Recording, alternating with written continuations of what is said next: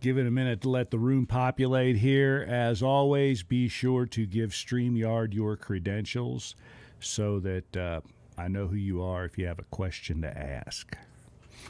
We get going here right at the top of the hour here in just about 10, 15 seconds.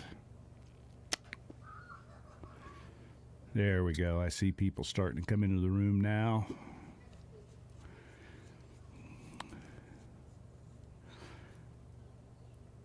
All right. Well, the reason that I'm dressed this way still, even though it's the middle of May, is because it is colder than a well digger's fanny outside. Those of you who follow me on social media see the photos that I've been posting, and it snowed here all day. It warmed up a little bit this afternoon, and most of the snow melted, but we got, according to my weather station, about a half an inch of snow in the last 24 hours. Kentucky's in the house. Is that you, Jeff? Or is it one of these two knuckleheads that's showing up this summer? Well, anyway, I see the room starting to fill up now, so let's get rocking and rolling. Good evening, Scott. So the first bit of news I have for you is less than great. It's bad news, but it is what it is. We're not going to be able to get tires at the Les Schwab store in Salmon this year. So Josh Bird is now out of the motorcycle tire business. And it's very tempting for me to rant and rave about the factors that led to this. I'm not going to do that. All I'm going to say is that Les Schwab is now out of the motorcycle tire business in Salmon. So you're going to have to do something else for tires. Hello, Robert Cole. So I'm going to come up with some alternatives. There is a motorcycle shop in Salmon that you can get tires at, but they're very expensive, and the service isn't great there. I've gotten tires there before, so you can do that. But there's also another shop, Lost River Honda, down in Arco, and you'll be able to get some tires there. You'll be going through there with some time to spare on day 3, and we're going to talk about that today. And also at the end of day 4 and the beginning of day 5, you could probably get down to Lost River Honda as well. And then, of course, when you get to Salmon, there's the Yamaha shop there. But no more tires at Les Schwab. And all I will say without going into a rant is every year I tell people, look, you got to take care of these people along the way. You can't be asking them for unreasonable things. I've told people over and over again, if you have tubeless or moose or anything like that, don't bother Josh. You could buy tires from him, but you're on your own, and people didn't do that. And he doesn't have the time for it anymore. That's not principally his business. You know, he did motorcycle tires for himself and his friends. We had people coming in there at all hours of the night, people calling him and saying, if I gave you $100, could you come down on Sunday? He doesn't want to do that.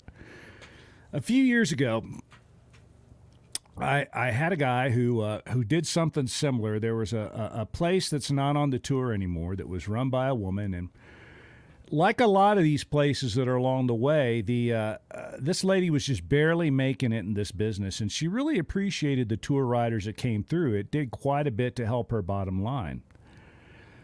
And this guy decided that, he was going to be there really late. He wanted her to stay up and meet him at like midnight and get some gas for him. And I told him, I don't think that's a very good idea. You know, you can just wait the next morning if you get, but I need to get out of there early the next morning. Well, you're just going to have to wait. You can't ask people to get up at midnight, or it turned out to be 2 a.m. when he got there. You can't tell somebody, I'll give you $100 if you'll get up at 2 a.m. and give me some gas. That's not, the people need the money, so of course she'll do it. But she's not happy to do it. It would be way better if you just did what I told everybody to do, which is if you get there late, go to bed, and they'll get up early the next morning. And I'll never forget this. This guy looked at me and he said, well, she had a big smile on her face when she took my money. Well, of course she had a big smile on her face when she took your money. She needed $100, but nobody wants to get out of bed at 2 a.m. to deal with you. It's not right. And Josh just got way too many people that were coming in at all hours and, had weird stuff like tubeless and moose and stuff that I told you not to take to him. And it got to be too much. So you're going to have to make other arrangements, and I'll see what I can do. Again, I think that Lost River Honda is probably going to be our best bet. I know those guys will be happy to deal with you. And the Yamaha shop in Salmon, you can deal with those guys. They won't be happy to deal with you, but now you can find out what hard life is like. I will see what I can do about getting those guys set up with Golden tires if they want to do that, but we'll just have to see how it goes. So anyway, that's the bit of unfortunate news I have to start out with. Les Schwab and Salmon is now off the map, and I don't want anybody calling Josh, bothering him, doing anything else. You know, he did us all a favor for many years, and now that's done, and we have to do something else. So let's see, what else is on the news? Tomorrow morning, very first thing. By the way, Facebook user in Kentucky, I have no idea who you are. When you say it's me, that doesn't help me in the least bit. But and I guess that's you that says I'm out for the year knee replacement on Tuesday. You'll have to tell me who you are because I don't know. What else? I have the mystery accommodations for the end of day 3. I've got all that straightened out. I talked to someone that runs a really nice place where you'll be able to go. Oh, it's Jeff. Okay. Thanks, Dwayne. So we've got the accommodations for the end of day 3 all settled up.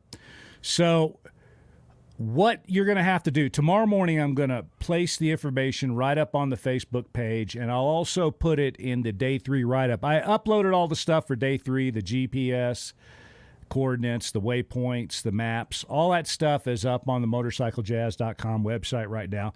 I just put it up about a half an hour before I went on. I worked on that stuff all day, and I just got it up, before I came down to do this.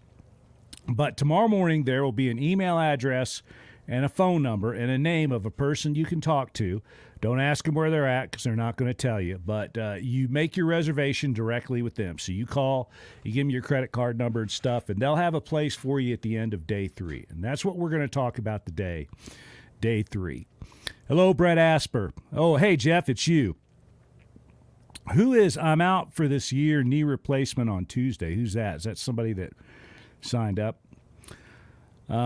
By the way, on that line, I didn't get a chance to check today. I literally worked all day today on some things related to the tour. I finally got everything up on the website towards the end of the day.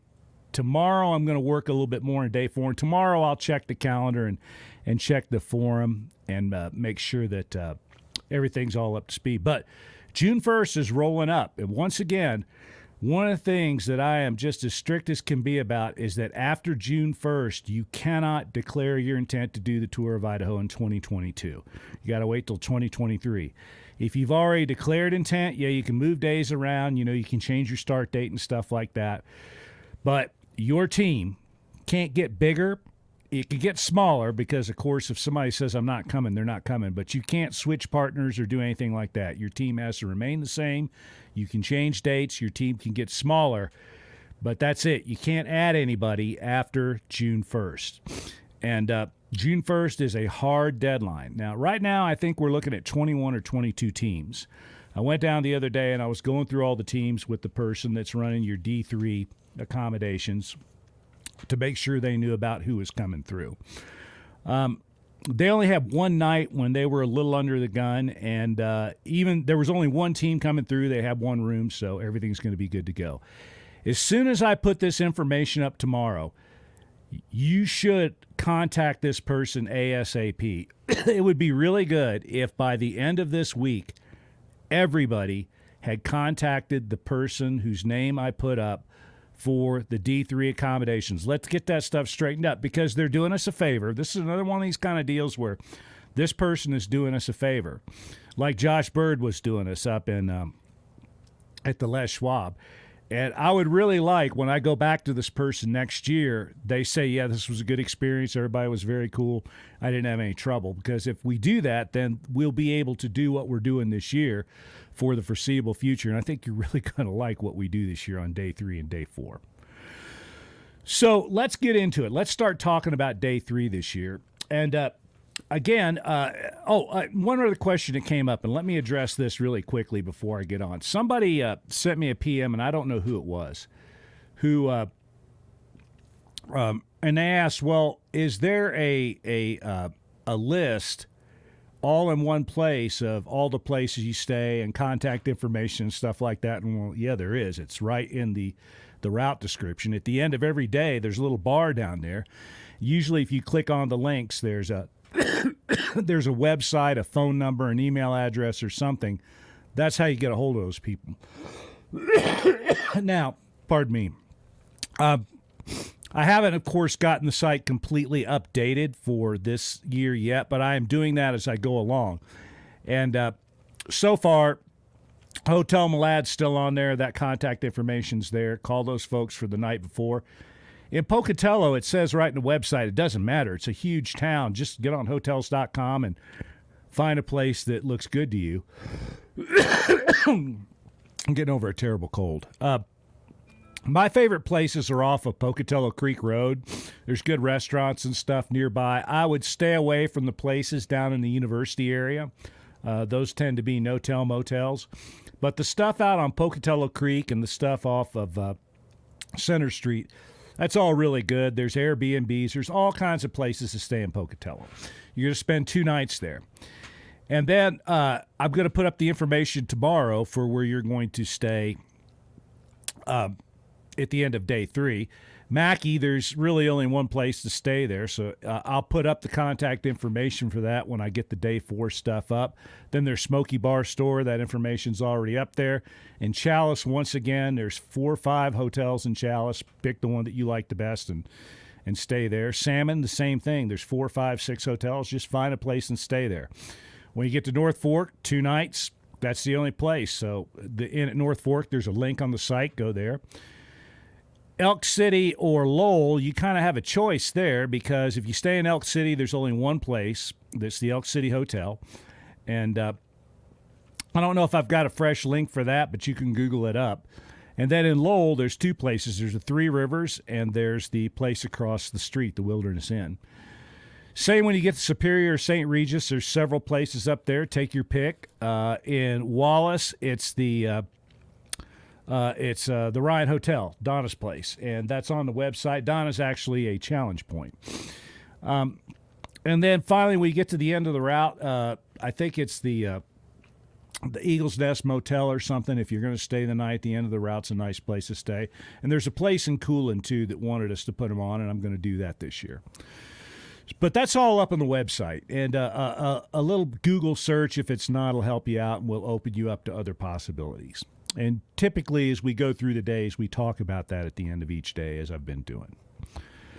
So, day 3 this year, you're going to be in Pocatello again at the beginning of that. Day 2 is a short little loop around the outside of Pocatello. You come back in on Trail Creek Road, and you're going to go back out on Trail Creek Road the next morning. So you're going to go out of town the same way first thing the next morning as you came in the afternoon before. You're going to go out on something called Trail Creek Road. It is not 2 nights in Salmon, Mike. It's 2 nights at North Fork. It's 1 night in Salmon, 2 nights at North Fork. So you're going to go out of town on Trail Creek Road. You just go up to the top where you came in the night before. You came down a quad trail, and it took you in right by the electronic site up at the top. You're going right back up there, except instead of getting on that quad trail, you're going to go over Trail Creek and go down into something called Mashad Creek. You come down, you hit a paved road, you take Mashad Creek Road 2 or 3 miles north. It's a nice little country paved road. It's scenic and pretty. And it'll take you out to Old Highway 30. Now, Highway 30 was replaced by the freeway, but there is a parallel road, sort of a little access road that parallels the interstate all the way down to American Falls. It's called East County Road, at least where it's in Bannock County. So you're going to get on that East County Road, Old Highway 30, and it's a lightly traveled country road, and it's kind of nice. You won't find any traffic on it. You can buzz down there in your dirt bike just fine.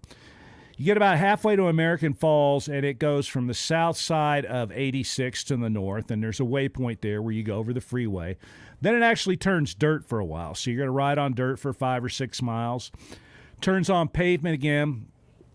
near the marina exit just outside of American Falls. Then it turns into a nice little paved country road into American Falls again. When you get into American Falls, and I would advise you to be in American Falls like by maybe 8, 9 at the latest in the morning is when you should be there, because it's a long day. It's 250 miles. So you're going to get into American Falls, and you're going to go to the Bingham Co-op in American Falls. It's right in the middle of town. There's a waypoint right in the parking lot. It says 3DXYZAF, if I'm not mistaken. And the co-op there is a pretty cool place. They got a lot of tools. They got all kinds of fasteners, SAE and metric. The food there's great. They can fix you a really good sandwich there. They fix breakfast. There's places to sit down and eat. They got fuel. They got all kinds of tools. I mean, it's really a cool place. These little ag co-ops in these small towns in Idaho are pretty well equipped. And I've gone in there before when I've been riding in the desert and found enough metric fasteners to like fix stuff that fell off my dirt bike out in the desert and get back out there and ride some more. And they got ammunition too if you run out of that. So that's a good place to stop, get some breakfast. Make sure you fill up because it's a long way to Arco across that desert. Now, the advantage, of course, to the way that we are doing it this year is that it's not likely to be incredibly hot in the sandy part of the desert while you're there, the slow part. The slow part of the desert's the first 30 miles out of American Falls, where you're hitting all those sand trails, that whooped out stuff. You know, it tends to be a little slow. The sand's pretty deep. If you get out there in the morning, there's two things that are good about that. It's cool, even in the summer, and there's a little moisture typically that gets into that sand overnight when it cools down. So the sand is a lot better early in the morning. I shortened the route out through the desert this year. I made it the shortest it's ever been. So there's a little bit of sand right outside of American Falls, about a mile or so in the little state-owned section of land. Then you go all the way down to the Lake Channel Bowl, and I shortened the distance through there just because I don't want people on those cow trails anymore because I'm really worried about fire danger as it dries out around here. And we're still in drought around here. I don't know if we will be by the time the tour comes along because it's been a very wet spring. But for right now, I'm going to take those cow trails that we used to take out through the desert out there off. We're just going to stick on the nice, well-established, wide, sandy whoop trails. So you're going to ride around some of that stuff. You're going to end back up on Lake Channel Road, also called Quigley Road. And you're going to head north just like you did last year. It's about 30 miles north up through all those farm fields. And you get up to the southern end of the Basalt Desert out there in the Snake River Plain. And just the same as we did last year, you're going to go up to Crystal Ice Caves Road. And there's a big kiosk there and a big sign right at the entrance to the BLM land. Big kiosk, you can't miss it. And right at that kiosk, we're going to start your special navigation challenge. If you get to American Falls, I'll send you via email, the same way I did everybody last year, a spreadsheet. And I've got a copy of one of the routes in front of me. And I've got 25, 26 different routes out through the desert. So I easily have one for each team this year. By the way, last year, I told people to turn off their navigation when they got to this section, and some people did it, some people didn't. This year, you're going to have to do the same thing. I want you to turn off your navigation when you get there. We tried going like 10-minute intervals or something like that, and it was too much. There was a team last year that made a spreadsheet of every team that went through there to try to figure out every possible permutation of routes through the desert. I kid you not. I don't know why anybody would go to that much trouble, but we're just going to take that off the table. When you get to the mystery section this year, turn your PLB off, or at least set it so it's not broadcasting your location. You can ping me. You can turn it back on again when you get to the top of Big Southern Butte. You can communicate with me through your PLB anytime you want, but turn off public tracking when you get to that kiosk on Crystal Ice Caves Road, right at the beginning of the mystery section. Now, on the map that I just uploaded, there is actually a route out there. And Jeffrey Bendier, the answer to your question is yes. So out on the map that I uploaded, the 100K map, There is a purple route that goes through the desert. That's not the route you're going to be following. That was the old route that we used to send everybody by before we started all these mystery routes. And some of the mystery routes share little bits and pieces of that route, but none of them follow most of it. So that route is there for reference only. If you get out there and you get hopelessly lost and you can find your way to that, you can get back out of there. There's no waypoints on it, but the roads are pretty obvious. So it's there it's for you to get out of there if nothing else works. And again, I won't ding you a whole bunch of points for not being able to follow your mystery route, but you're going to lose at least one. And it depends on how bad you knacker it up. I don't think I would ding anybody more than 2, but you might lose a point or 2 if you have a real hard time following your mystery route. Minor mistakes I don't care about as much, but major ones I do. There were people last year that swore up and down I made every turn. If you'd made every turn, you would have gotten it. I went out and personally rode all these routes using my own directions, and they're what they need to be. So when you get this spreadsheet, there's several columns on this spreadsheet. The first column has a series of numbers in it, 1, 2, 3, 4, 5, 6. Those are the number of times that you're going to have to stop and take a bearing before you ride. The very next number after that, column 2, says immediate bearing, and it's based on true north. So what this immediate bearing is the direction you point your bike in when you're sitting there. And it's based off of true north, not magnetic north, true north, which is what your GPS is going to give you anyway. So if I'm sitting there and my bearing happens to be 10 degrees, that means you point your bike at 10 degrees, and that's the immediate direction you're going to take off in. Whatever road, cow path, trail is in the 10-degree direction, that's the way you're going to start. The very next column is the destination, and it's a compass rose. It's north, northwest, north-northwest, something like that.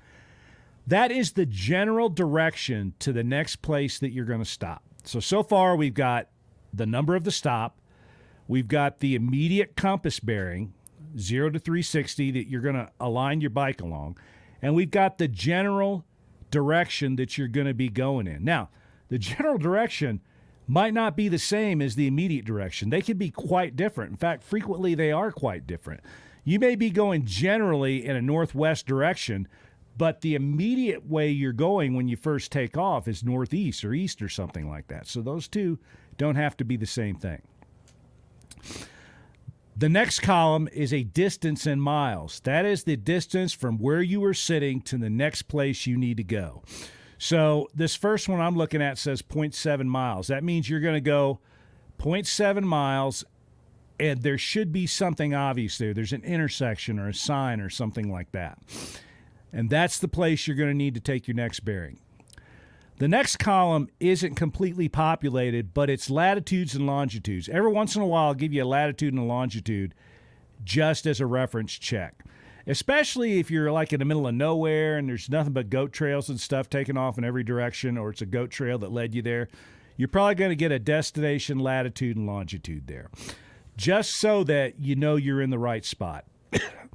And then finally, or not finally, there's a next column that says destination name. Gaston Beatty Well, that's a place you're going to go. Rock Lake, South Lake Cave, places like that. All those are place names out in the desert that are on every map you're ever going to look at of that desert out there. So if there is a destination name where you're going to be going, I'm going to have it on there. And then the next column and the final column are notes. And the notes is just things that I think might be helpful to you. You know, fence crossing here. Big BLM sign at this intersection. Pardon me, things like that.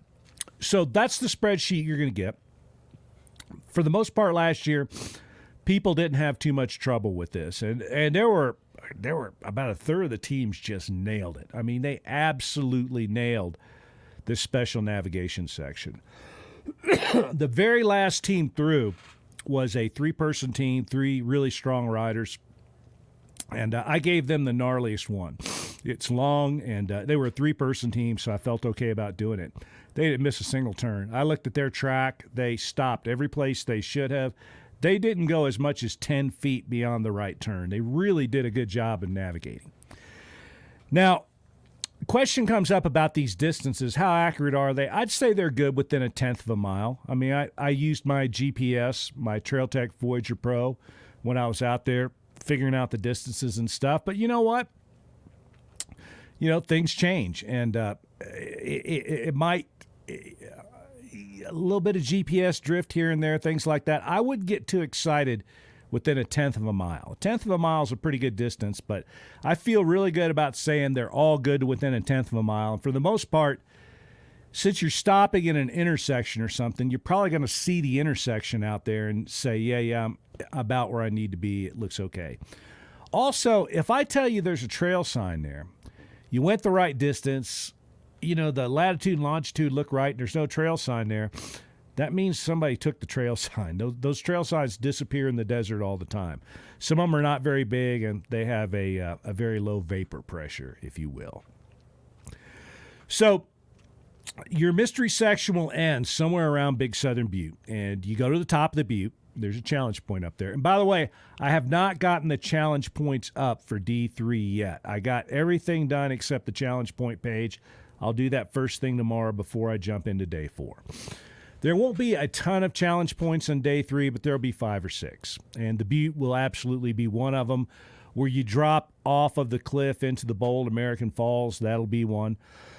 And there'll be several in the mystery section, which I'll get to presently. So you go to the top of Big Southern Butte. You ought to be at Big Southern Butte by 10 or 11 in the morning, certainly before noon, I would think. You want to be on top of the butte because you got a pretty big afternoon ahead of you, and the navigation's going to be a little bit difficult. So you're going to bop into Arco, and you should be in Arco, I would say. If you're in Arco much after 1 o'clock, starting to get into 1:32, you might have a difficult time getting where you got to get by the end of the day because it's still a pretty good ways. Total distance is about 250 miles. And when you get to Arco, you're more than halfway. You've got roughly 100 miles left, maybe 110 after Arco. But there's a bunch of single track up there, which is going to slow you down. And there's no waypoints. You're going to have to navigate by maps and trail names. Well, the first part of what we do when we get out of Arco, and let me get the map up over here, is the same as what we have done in years past. So you're going to go up over Arco Pass once you leave Arco. By the way, a word of warning, when you're on your way from Big Southern Butte to Arco, resist the urge to take shortcuts across the desert. You look at that map, and you see that there are some roads that shortcut my route. You don't want to take any of those shortcuts because if you've got a good map, there's something big out in that desert called the Idaho National Engineering Lab. It's a secure site. You do not want to trespass on INEL land. If you do, black helicopters with twin machine guns might come rolling up over one of those little buttes, but you'll be talking to government officials if you trespass. So I would make sure I stuck to the route from Big Southern Butte into Arco. Anyway, you get out of Arco and you go up over Arco Pass and you come down into the Peshimmeroy Valley. You head up the valley 20 miles or so and you head up to something called, Sand Canyon. And it's at waypoint 3D XYZ 93. Now, the only place I have 1, 2, and 3 team variants this year on day 3 is from Sand Canyon North. Soloists take a pretty short, pretty direct route. 2 and 3 person teams have a little bit more involved route up through there. They're all the same as they were last year. The waypoints are in the same spots. The variations are the same. The only caveat is that's an area that closes a little bit early. So if you're there after September the 9th, and so far it doesn't look like anybody is this year, a lot of that stuff closes and you have to take the solo route. It's the only route through there. So those, by the way, those ATV trails in there are actually nice trails. So I wouldn't get too offended by the fact that you're riding a lot of quad trail in there. They're high-quality trails. Very scenic, and one or two of them are actually kind of technical too, considering they're quad trails. So you get up to the north of that and around, let's see, XYZ 95. So the routes all rejoin at XYZ 94. XYZ 95, you start heading, you go up Deer Creek, and then you head north at 96, and you're headed up towards Hawley Mountain. Get this up here. You go due north up towards Hawley Mountain, and there's a really cool sort of an ATV trail that goes over a pass, Deer Creek Pass, which I predict that you'll like. And it takes you down to Pass Creek Road. And there's a waypoint there, 3D XYZ 99. And that's the last waypoint you're going to get. From there until where you're going to be going that night, I will send you written directions. I would advise you to have a map, so you want to bring a map of that area with you. And just the same as we said for up north, I'll give you or even down the Arco Desert, the map that you needs to be something that's, a Delorme's type of a map would work. So I would try to get something a little bit better than that. You can make your own maps in CalTopo and All Trails and most of these programs that a lot of you guys use. And what I would do is make sure that I made a map that went from Arco all the way up to Salmon, and then I would make it go about 50 miles either side of a line that joined Arco and Salmon. In fact, I'd go all the way over to the Idaho-Montana border. I'd go all the way over to the Centennial Mountains. So for days 3 and 4, the mystery sections in day 3 and 4, you are going to need a map that starts at Arco in the south, goes all the way up to Salmon in the north, goes over to Mackay in the west, and then goes all the way over to the make it go all the way over to Du Bois. That'd probably be a really safe thing to do. But you're going to need that whole area right there is where the mystery routes are for day 3 and day 4. And just make your own map, and then I will give you trail names and some directions. And if you have a map, you'll be able to translate that. If you have a TrailTech Voyager Pro, you can upload the MVUM for Idaho into your TrailTech Voyager Pro, and the trail numbers that I'm going to give you will be right in your TrailTech Voyager Pro. In fact, when I was exploring that area last summer, I uploaded some custom maps that included MVUMs into a Voyager Pro. You can make your own custom maps, and I made all kind. There's always concerns about lodging in Chalice during the Braun Brothers reunion. It's addressed in the write-up, and we tell you don't do it because you're not going to get lodging there. So bring a map. You can make your own custom map for your TrailTech Voyager Pro if you want to do that, but I'll give you trail numbers, and if you have motor vehicle use maps with you, you can actually bring the paper maps if you want. You can have them in your TrailTech Voyager Pro, or you can just make a map in CalTopo that's got all the MVUMs in it, and you'll be able to find your way to these trails pretty easily. After you leave Pass Creek Road, you're going to take some Jeep trails for a long way, some Jeep trails and some ATV trails. They're actually kind of fun.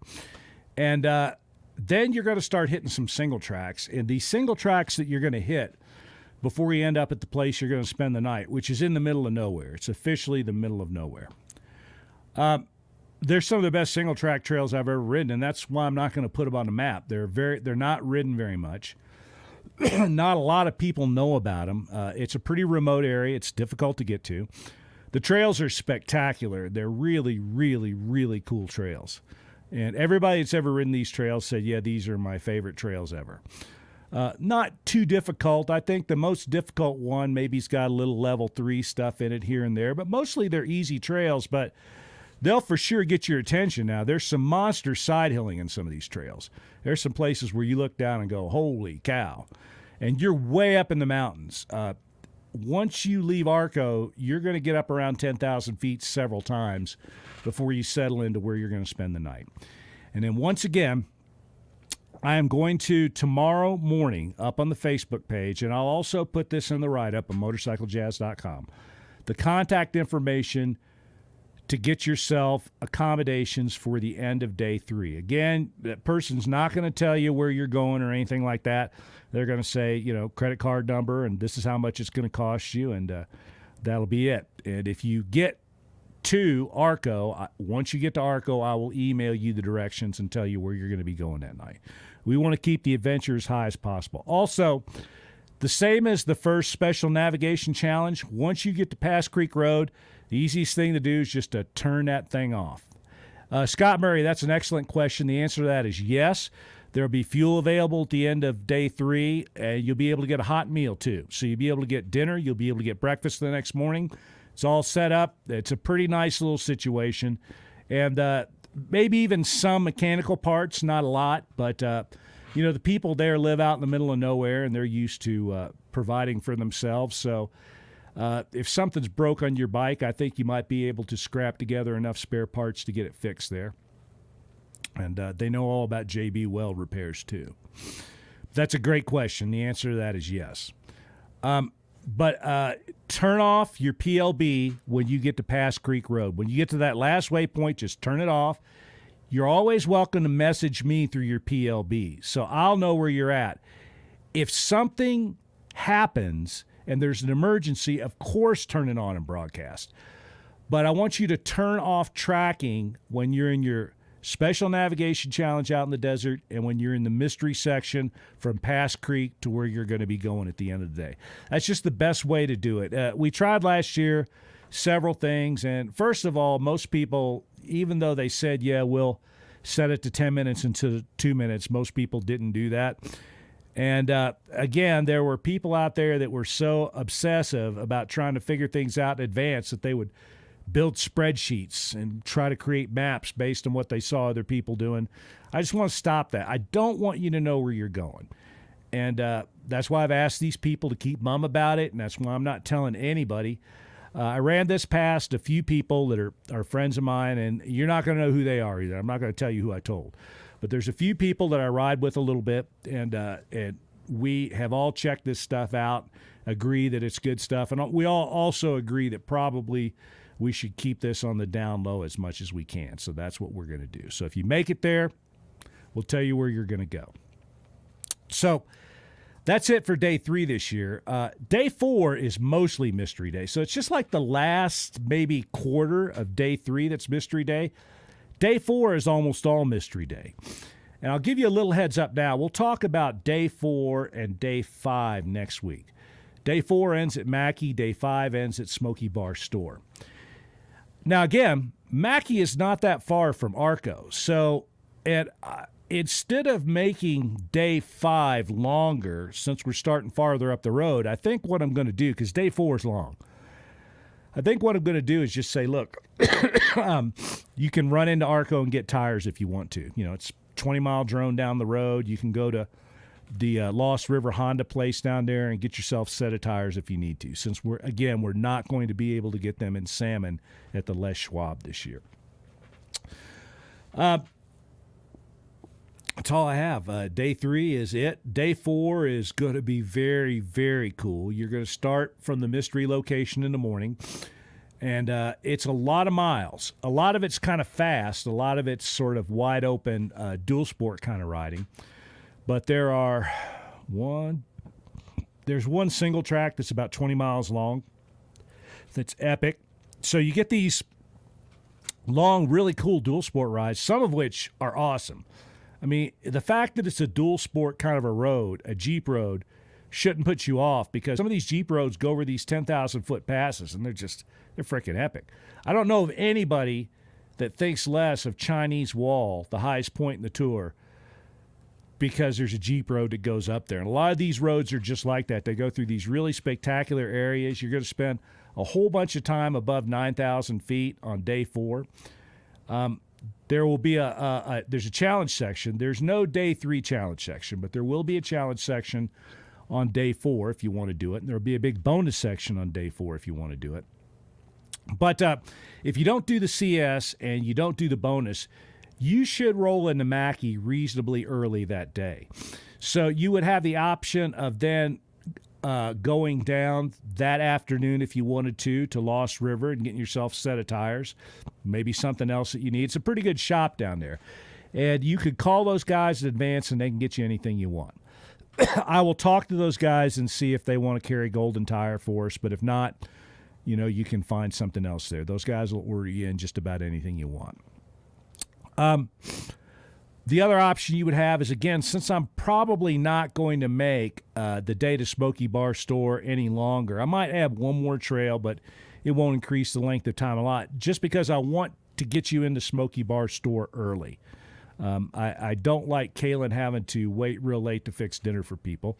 You'd have the option of maybe rolling down there the next morning, too, if you want to. I think that's the way we'll do it. So that's all I have. If you have any questions, right now is a good time to fire away. Otherwise, I'm going to end it up a little bit early tonight and go upstairs and play Battleship with my kids. Let's see. I think I've gotten all the questions here. Hello, Ralph, David, Dwayne, Brent, Sean, Jeff, Drew, Scott, Jim. I don't see any more new questions. So if you have a question about day 3, holler now or forever hold your peace. Again, I know I just put the stuff up, which puts you at a disadvantage. As always, look through it. If you see anything, PM me about it or put something up on the forum over there. I started a special section for navigation questions specifically related to 2022, and you can post things there, and I'll look at that every once in a while. All right. Well, I don't hear any questions, so I will be back next week, and next week we'll talk about day 4 and day 5. Let's see. Facebook user, will Les Schwab still sell the tires, just not install them? I don't think we're going to bother Josh at all this year. I just think that it's better if we leave him alone.